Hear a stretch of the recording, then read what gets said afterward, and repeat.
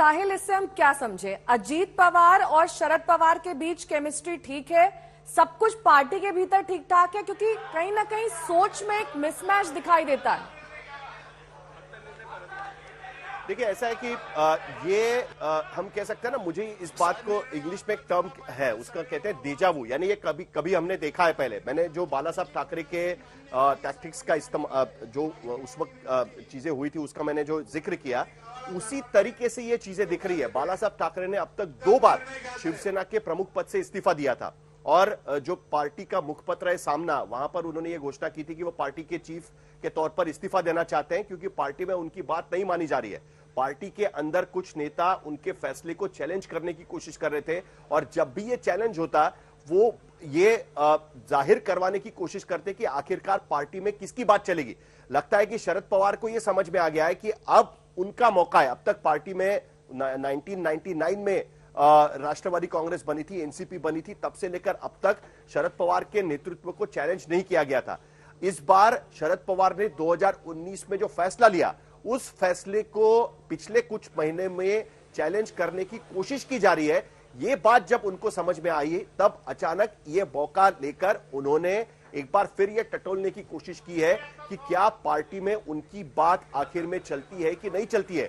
क्या पार्टी के सारे नेता उन्होंने जो फैसला लिया है उस फैसले पर काम करने को तैयार है या नहीं है, या फिर इस उम्र में उनको जो शिवसेना के साथ हुआ, जिस तरीके से शिवसेना पार्टी को एकनाथ शिंदे ने टेक ओवर किया, क्या उन्हें वो देखना पड़ सकता है क्या? ये बात वो टटोल कर देखना चाहते हैं। ये बात बिल्कुल साफ है। ये पूरी तरीके से पार्टी में किसका शब्द चलेगा। आज देखिए, अजीत पवार को आकर ये कहना पड़ रहा है कि पार्टी के हमारे सारे नेता बैठेंगे, परिवार के सदस्य बैठेंगे, और ये सारे मिलकर, तो क्या साहिल हम ये माने कि किसी समिति का गठन किया जाएगा, जिसका इशारा एक तरीके से यहाँ पर अजीत पवार ने दिया है? उन्होंने कहा है कि ये समिति डिसाइड करेगी कि कौन अगला अध्यक्ष होगा। नहीं, ऐसा नहीं बोला है अजीत पवार ने।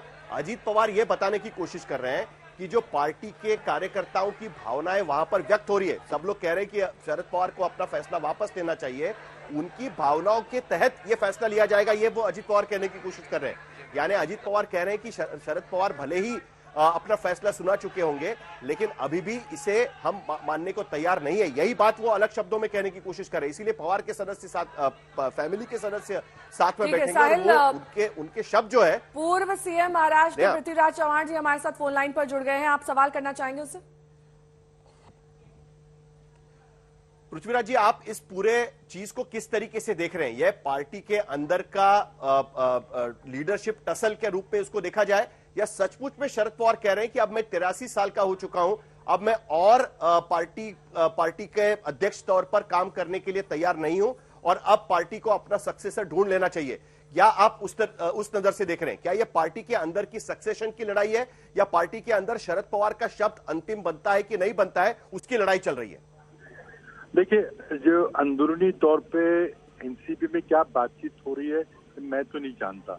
जो प्रकट रूप से उन्होंने स्टेटमेंट दिया है उसमें यही क्या है कि उनकी एज के कारण वो अब राष्ट्रीय अध्यक्ष पद की जिम्मेदारी से मुक्त होना चाहेंगे, लेकिन राजनीति से मुक्त नहीं हो रहे हैं। वो और कुछ दिन तक राजनीति करते रहेंगे। अब ये भी मैंने सुना है कि जो राष्ट्रवादी कांग्रेस के इतर शीर्ष नेता है और शीर्ष नेता है, उन्होंने कहा हमें यह फैसला मान्य नहीं है। तो मैं समझता हूँ कि पवार साहब का ये निजी फैसला है, इसका बहुत ज्यादा विश्लेषण करना सही नहीं रहेगा। जो भी स्पष्टीकरण देना है पवार साहब खुद देंगे, वो हमेशा आपसे मिलते रहते हैं, तो हम क्यों नहीं विश्वास रखें कि वो जो कह रहे हैं वही सही बात है। इससे हम क्यों कुछ और चीज ढूंढने की कोशिश? पृथ्वीराज जी, पिछले कुछ दिनों से आपने महाराष्ट्र की राजनीति में देखा, हमने देखा कि अजीत पवार, ये बातें खुलकर मीडिया में सामने आ रही थी कि अजीत पवार, प्रफुल्ल पटेल, सुनील तटकरे, जो राष्ट्रवादी कांग्रेस का एक धड़ा है, वो चाहता है, और उनके कई विधायक ये चाहते हैं कि अगर 2019 में बीजेपी के साथ मिलकर एनसीपी ने सत्ता बनाई होती तो वो ज्यादा स्थिर सरकार होती, एमवीए का प्रयोग करने की जरूरत नहीं थी, और अभी भी वो बीजेपी के साथ समझौता कर लेना चाहिए ताकि सेंट्रल एजेंसीज के दबाव से उन्हें छुटकारा मिल सके।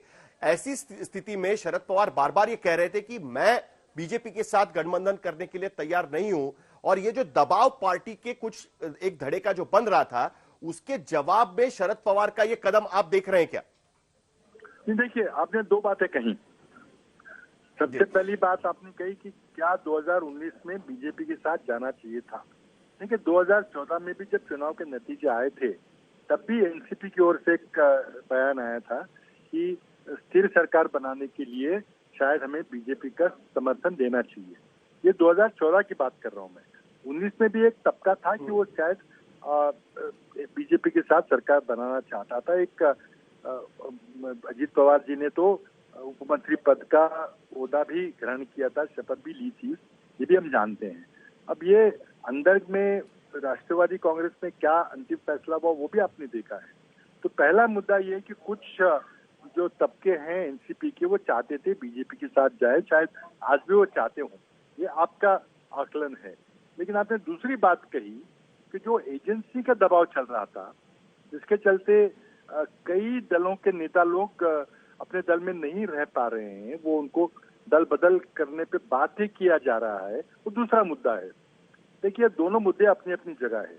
क्या ये एजेंसी के दबाव के कारण कुछ हलचल हो रही है या कुछ जो हमारे वैचारिक हमारी मान्यता थी एनसीपी के गठन में, जो कांग्रेस मूल के लोग हैं उनमें कोई बदलाव हुआ है या वो नरेंद्र मोदी जी के भक्त बने हैं, मैं नहीं कह सकता।